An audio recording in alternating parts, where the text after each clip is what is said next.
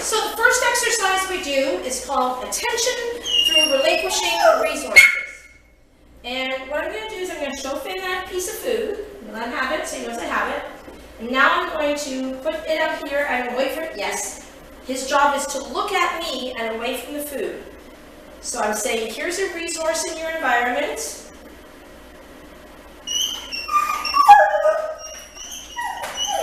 Yes. When he looks at me, I say yes, and I give it to him. I'm using chicken, like real chicken, so it's very high value. The other squeaking you're hearing in the background is the peanut gallery, hoping it's going to be their turn soon. So hopefully he won't make too much noise. So I'm going to show Finn that I have the food. Yes. When he looks away from the food and at me, I'm going to say yes. Yes. So we're teaching him, take your attention off the environment and focus on me. Yes. And the purpose of this is that right now it's just a piece of food because we can control it. But down the road it's those neighbors' dogs or the people in the drive-thru or this and that you want him to be able to disconnect from. So we start with simple things. Yes. Now what you're going to do is you're going to do this exercise every day. In the house, on the veranda, in the backyard, out on walks. Every now and then you're going to stop, focus, yes, and do the exercise. So he's going to learn how to do this exercise and focus on you and connect to you no matter where he is. Yes. So this is an exercise that he knows. So he should be able to do it with you, and then you're just going to start generalizing it to different places. You're also going to use this exercise to do what we call life rewards. Life rewards are things that Finn's going to get anyway. So, like his supper. Yes. So, when you go to give him his supper, you're going to hold the food bowl. When he looks at you, you say yes, and you put his food bowl down. So you've used eye contact to, how do I make my human feed me? Eye contact. Yes. I don't know if you crate him at home, but if you do the same thing with the crate. You put your hand on the door, ready to open the door. Ignore anything he does until he looks at you. When he looks at you, say yes, and you open the door. So eye contact has made you open the door. Yes. Same thing going outside. When you go to live outside, put your hand on the doorknob. Wait. Ignore whatever he does until he stops and looks at you. As soon as you get eye contact, yes, and open the door. Going out is the reward in this case. So you're using things that he's going to get anyway, and you're putting a little contingency on it of eye contact first. Yes. Good boy. Yes. And what this is doing is teaching him how to be connected to you. Teaching him how to get his focus on you. So it's kind of like, you know, if you were working in an office that's lots of cubicles, and when you first go there, you'd be really aware of all the other people talking on the phone and all the buzz going on. It's very distracting trying to focus on your own work. But after a while, you become immune to that. That all becomes extraneous noise. So it's kind of what you're trying to do with Finn. Trying to get all that extra stuff in the world to become extraneous noise. So the next thing I'm going to do with Finn, so if he jumps up like that, it's no big deal. I just take it away. So what he learns is trying to grab it, trying to possess it makes it go away. But if I look away from it, it comes to me. So, yes, he's just figuring that out on his own. So now what I'm going to do, now that I've got his attention, I'm going to do an exercise that I call Choose Me. And what I'm going to do is I'm going to see if I can move around a little bit and have Finn stay with me and stay connected to me. Yes. Now, you want to reward often.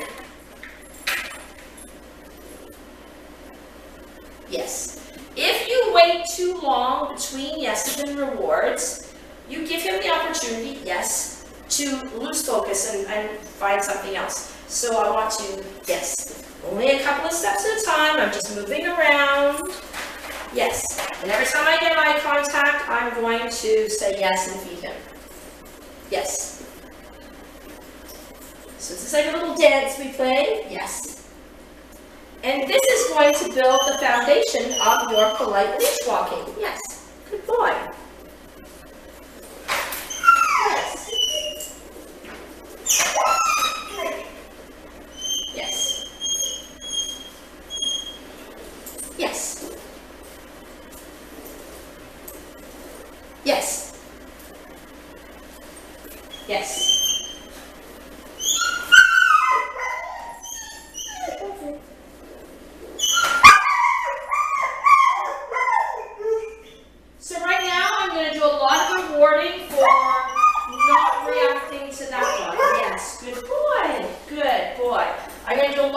rewarding for not reacting to that dog barking. Because a couple of weeks ago, he would have lost his mind with the dog barking in the crate over there. So I really want to make sure that I give him lots and lots and lots of reward for staying connected to me and not losing it because there's another dog complaining. Good boy, Finn.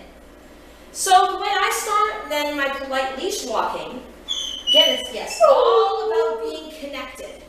So I don't need to hold the leash because I don't want to steer or be dependent on the leash. So I'm going to let him drag it, and I'm going to start the way I do. So I start with that shoe, and then I'm going to say 1, 2 steps and feed. 1, 2 steps and feed. We're going to go the other way now because we're running out of room, but we're going to do the same thing. 1, 2, stop, feed. 1, 2, stop, feed. Good boy. 1, 2, stop, feed. Good boy. And then we extend from 1, 2, stop, feed to 1, 2, 3, stop, feed. Finn. Good boy. So we're going to go 1, 2, 3, stop, feed. 1, Finn, missing one here. I'm finding Mr. Moog a bit distracting as well. So we're going to go. There's 1. You watch me, buddy. 1, 2, 3, stop, feed. 1, 2, 3, stop, feed. 1, 2, we're going to run out of space, so we're going to stop in 2 this time. We're going to come around this way. Ready, Finn? 1, 2, 3, stop, feed. 1, 2, 3, 4, stop, feed. 1, 2, and let's change direction. 3, 4, and feed. Ready, Finn? 1, 2, 3, 4. Finn, come. Yes, very nice. So we're both finding the other dog being distracted. Yes. So nice and quiet. The polite leash walking is a question of 2 steps, stop, feed. 2 steps, stop, feed. Get that rhythm going. Then 3 steps, stop, feed. 3 steps, stop, feed. And then 4 steps, stop, feed. 4 steps, stop, feed. And then gradually go to 5 steps. And then 6 steps. What you can do in the middle is I can give him yeses to tell him we're doing the right thing. So here we're going to go. We're going to go 1, 2, yes. 1, 2, yes. 1, 2, yes. And feed. So I'm going to have him gambling for which yes is the one that's going to pay. So I'm going to say yes, and good boy, and yes, and then every now and then stop and feed. But in the beginning, when you want to get him home, 1, 2, stop, feed. 1, 2, stop, feed. 1, 2, stop, feed. 1, 2, 3, stop, feed. 1, 2, 3, stop, feed. 1, 2, 3, stop, feed, and so on. Good boy, Finn. Good boy. And he's doing amazing because he's not reacting to that dog over there in the crate that's making all the noise. Good boy. So now I'm going to show you the way that we work on come. Come is about what? Relinquishing the resource that has your attention. So it comes back to the same exercise of turning away. Because let's face it, most of the time when we call them to come, they're not looking at us, they're looking at something else. So the way I'm going to start this is with an exercise that we call turn and target. So I'm going to ask Finn to sit. Thank you, Finn. I'm going to show him a piece of food, and I'm going to say, come, touch. Good boy, Finn. Let's go again. Ready? Turn around and sit. Sit.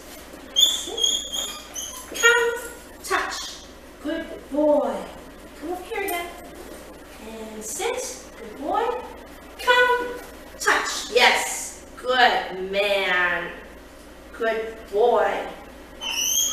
So what we're trying to establish is that the word come means turn your head, focus on your order. Finn, come. Yes, woohoo! Did you see how awesome that was?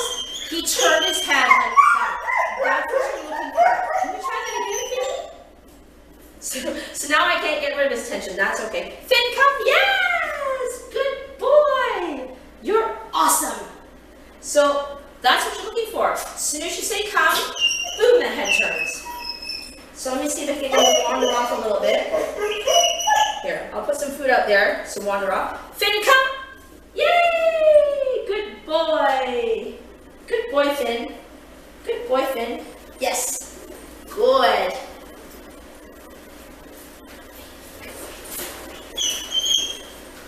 Boy.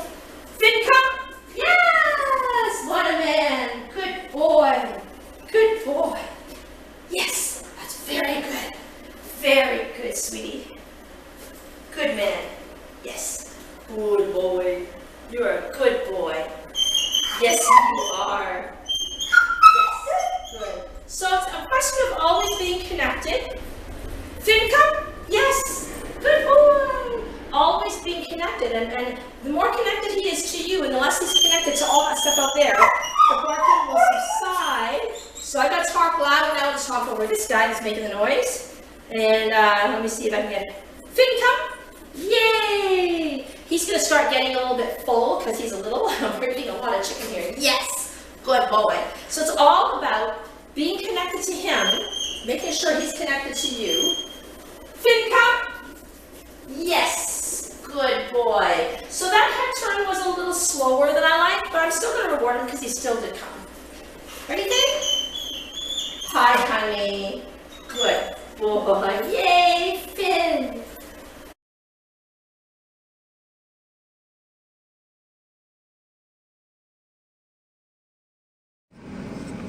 So we're doing the how to manage him in the car for drive-through thing. So I've got him in the little crate here beside me on the front seat. And I bought him some little treats called Wellness Bites. So what you want to do is you have him, he doesn't have to be in a crate, he could be on your lap too. But what you want to do is, we're just sitting still right now, so there's lots of people walking by, so it's the same kind of idea as drive-through and being in the car around people when he's seeing people. What you want to do is, every time you see a person, you want to pop a treat into the crate. And, good boy Finn, and you want to be popping those treats into the crate often enough that he doesn't have a chance to bark, so that you're interrupting that desire he has to bark. There you go, good boy. So there's a person coming now. I'm going to pass in front of our car, so I'm going to just give him the treats. In the beginning, you want to rapid fire this. You want to be a Pez dispenser that's on a very, very steady routine of popping those treats into him constantly. And then as he gets better at it, then you can do treat 1, 2, 3, treat 1, 2, 3, treat. Then you can make it 1, 2, 3, 4, 5 before the treat. 5 seconds before the treat. There's a person getting out of a car right in front of us right now. Good boy, Finn. That's awesome. So what you're doing is, what you don't want to do is you don't want to wait until he's barking. You want to do, as soon as there's a person, in goes the treat. So that if you think Pavlov, remember Pavlov, ring bell, feed dog, ring bell, feed dog, ring bell, and then eventually the dog salivates at the sound of the bell. So it's the same kind of idea here, only it's see person, get treat, see person, get treat, see person, get treat, until he sees a person and goes, hey mom, where's my treat? So we're changing his perception from being reactive and overexcited at the sight of people to, as soon as he sees them, he's looking for something else. And it's just repetition, repetition, repetition. It's pure Pavlov. So the other people, the dogs and the things that make him bark, those are his bell. So you want to see the bell, get the food. See the bell, get the food. See the bell, get the food, until see the bell and he's looking for food. Changing his perception about what these things mean to him.